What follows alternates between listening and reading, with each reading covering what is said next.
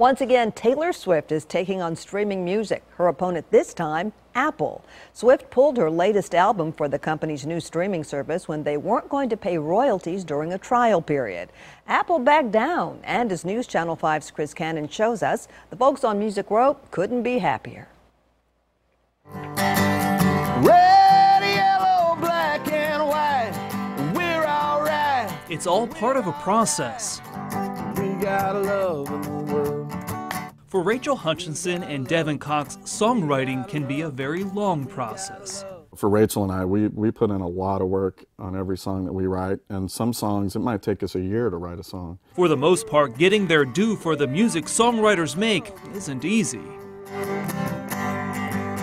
I think an artist should get paid and a songwriter should get paid for what they create.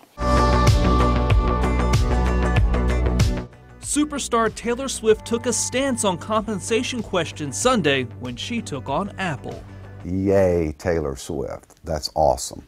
Bart Herbison is the executive director for Nashville Songwriters Association International. He says when Swift went on Tumblr to explain why she wasn't going to give away her music during Apple's new music streaming service's 3-month trial period, she made two important statements, one about money. So to miss the most important 90 days can be a significant chunk of the songwriter's income on a given song. Let's try it one more time. Swift is also raising public awareness. The law doesn't even allow songwriters to take a stance like Swift did. We'd like to be able to say no to these services if we think that's a smart business decision, just like Taylor Swift was able to. We got love in the world. These songwriters give props not only to Swift, but also Apple for agreeing to compensate them for the work they do. They are saying out loud that we are going to pay songwriters and artists, and that's fantastic. It's all part of the difficult process of making music in 2015.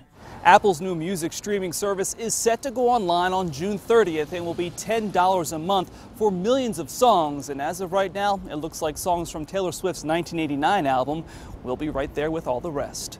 On Music Row, Chris Cannon, News Channel 5 HD. Late last year, Swift pulled her music from the streaming service Spotify. She did that to protest the free tier on Spotify, which Swift feels doesn't fairly compensate artists.